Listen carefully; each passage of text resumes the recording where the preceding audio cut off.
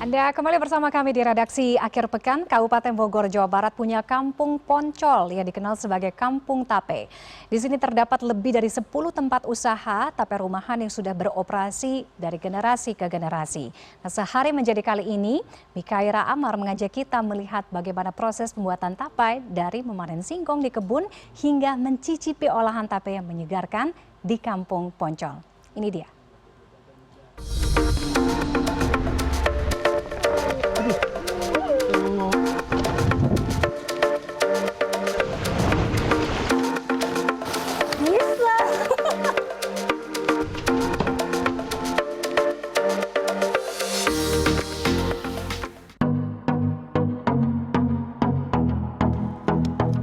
Di balik suburnya tanah dan sejuknya udara Kabupaten Bogor, tumbuh berbagai hasil bumi yang jadi sumber penghidupan warga. Salah satunya singkong. Selain direbus, umbi sederhana ini sering diolah menjadi berbagai jenis makanan khas yang melekat dengan kehidupan masyarakat Nusantara. Di Kampung Poncol, Bogor, singkong disulap menjadi tape dengan cita rasa manis dan tekstur lembut yang sudah dikenal turun-temurun. Dari kampung inilah tradisi membuat tape terus hidup dan menjadi identitas yang membanggakan bagi warga setempat. Tape atau peyem menjadi salah satu sumber probiotik murah meriah dengan kearifan lokal. Di sehari menjadi kali ini saya akan mengajak Anda untuk melihat bagaimana proses pembuatan tape dari singkong mentah menjadi tape yang siap diolah. Sekarang ini saya sedang berada di jalanan untuk menuju kebun singkong untuk memanen singkong-singkong yang siap diolah.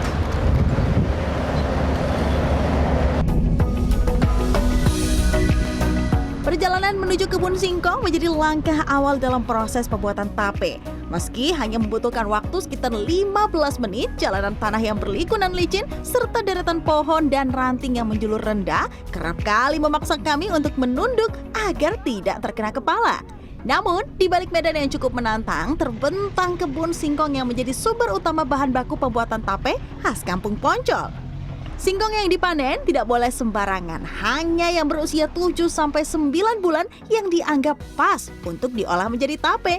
Di usia ini, tekstur singkong dinilai sudah cukup padat namun tetap lembut saat dimasak. Jika terlalu muda, singkong akan terasa berair dan kurang manis. Sedangkan jika terlalu tua, teksturnya cenderung keras dan berserat. Bapak, ini gimana tuh? Nah, ininya dipotes dulu. Oh, dipotek dulu. Iya. Gimana caranya? Ajarin nih. Caranya begini nih. Nah, Oh, gitu. iya. Nah, habis itu langsung deh tarik. Tarik ya? Iya. Langsung cabut ini? Iya dong. Aduh. Berat nggak, Bapak? Enggak, enteng. Enteng. Bener gini ya? Iya, begitu. Aduh. Tuh kan. Ketika saya sedang asyik memanen, tiba-tiba hujan mengguyur. Kami pun bergegas merapikan beberapa hasil panen dan berteduh di saung kebun dahulu karena kondisi tanah jadi lebih licin. Dari tempat sederhana ini, suara hujan yang jatuh di atap saung justru menambah hangatnya suasana. Dingin, kita lagi nunggu hujan reda nih ya, karena pas kita tadi di tengah-tengah panen singkongnya, tiba-tiba hujan turun ya. Jadi kita harus berhenti sejenak dulu. Bapak, kira-kira kalau di musim hujan ini hasil panen singkongnya gimana? Kurang bagus. Kurang bagusnya kayak gimana, Bapak? Banyak yang busuk. Banyak yang busuk ya. Hujan reda, saatnya kami memanen kembali. Perharinya, singkong yang dipanen bisa mencapai 2 hingga 3 ton tergantung dari permintaan para konsumen. Singkong dibeli dari kebun warga di Kampung Poncol, per kilonya dihargai Rp3.000. Singkong yang sudah dicabut segera ditebas umbinya dan dimasukkan satu persatu ke dalam keranjang lalu diangkut ke atas mobil. Hasil panennya sudah terkumpul di atas mobil, saatnya kita kembali ke pabrik untuk mengolah singkong-singkong ini. Let's go, berangkat!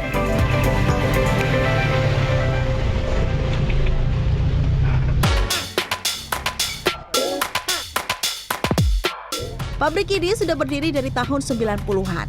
Ulan sebagai penerus generasi kedua sudah menjalankan bisnis ini dari tahun 2000.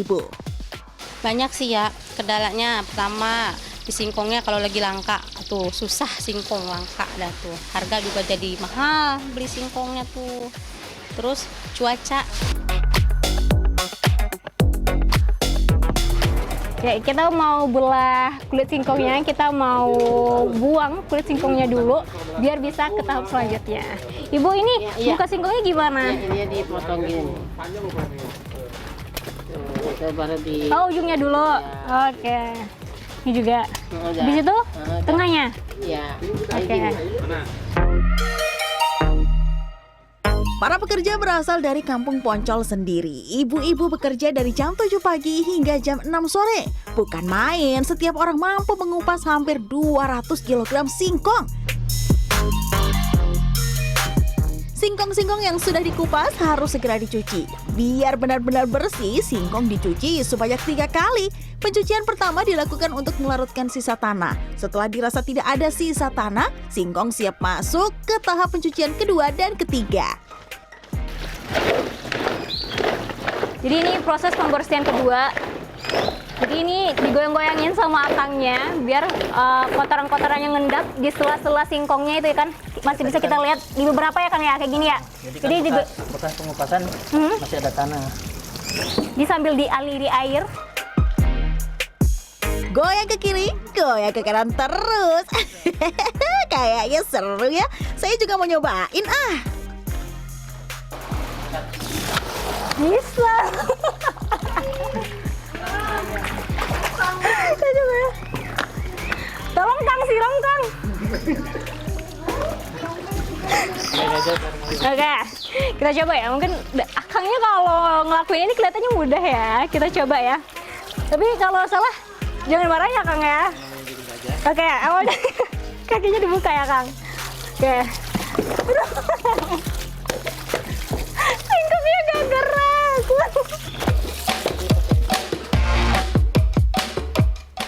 Kalau saya yang coba, jangankan jadi lebih bersih, gerak aja singkongnya nggak mau nih. Emang harus pakai ekstra tenaga ya kalau ada di tahap ini. Tapi tahap pencucian ketiga kayaknya saya lebih bisa deh. Singkong dari pencucian tahap 2 langsung dimasukkan ke dalam bak yang sudah berisi air. Jadi ini proses pencucian yang ketiga. Jadi singkong yang udah bersih kayak gini, udah putih, nggak ada kotoran lagi. Kita taruh ke keranjang yang ada bolong-bolongnya ini biar airnya kepisah.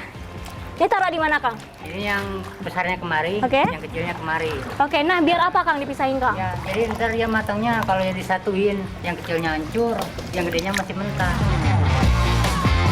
Singkong yang sudah disortir berdasarkan ukurannya siap masuk ke tahap perebusan. Setiap panci perebusan di sini mampu menampung hampir 50 kg singkong.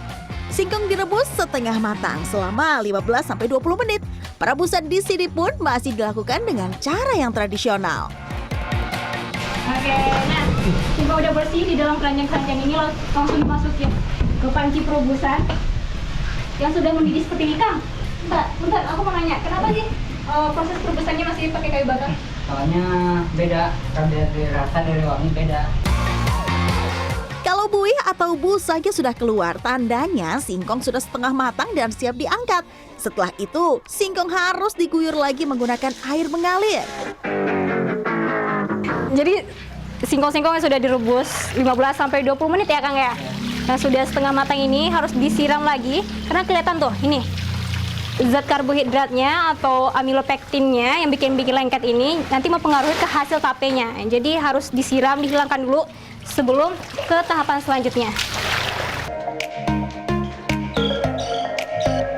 Singkong yang sudah bersih segera diangkat ke balai bambu. Proses pendinginan dan pengeringan menjadi tahapan penting sebelum masuk ke proses peragian. Proses ini berlangsung selama 20 menit atau bisa dicek secara berkala sampai suhunya benar-benar turun. Kang, kenapa sih Kang harus ditunggu dingin dulu baru dikasih ragi?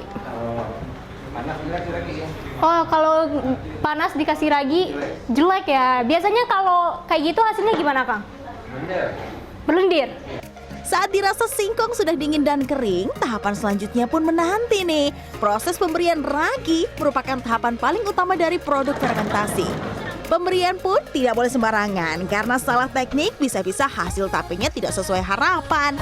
Nah, Kang, ini gimana cara proses pemberian raginya? Awalnya gimana? Iya, dibuntel dulu tuh. Oh, Ini dibuntel ya Kang ya? ya, Oh, bukan disebar ya? enggak.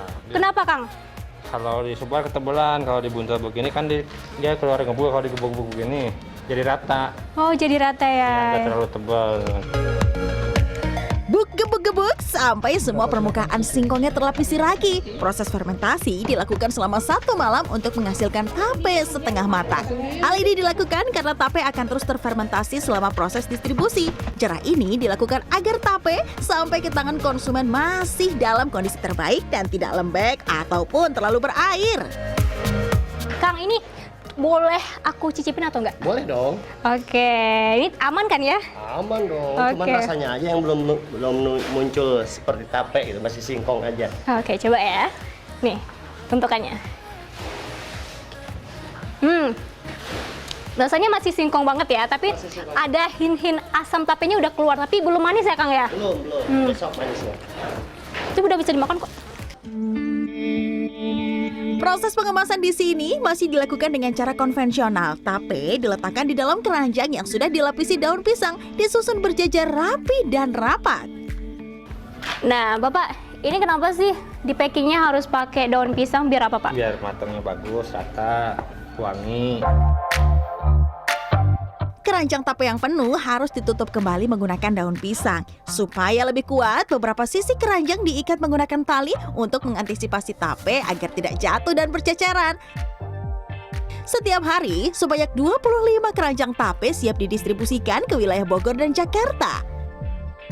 Selain dalam skala besar, pabrik ini juga mendistribusikan tape dengan memberdayakan pedagang keliling. Salah satu pedagang tape keliling adalah Cahyono atau yang akrab disapa Mas No. Berjualan selama 29 tahun, dirinya sudah merasakan manis pahitnya berjualan tape. Ya tantangannya kalau musim panas itu gendalanya bahan singkongnya susah. Akhirnya penjualan kan ikut mahal nih. Akhirnya penjualan berkurang. Nah, di cuaca yang lagi panas-panasnya gini ya, es campur dan juga es teler ini merupakan sajian yang pas ya.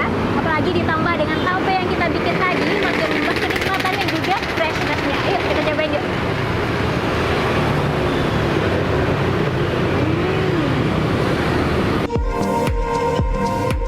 Tape menjadi jajanan yang fleksibel, cocok diolah dan dipadukan baik dengan makanan maupun minuman.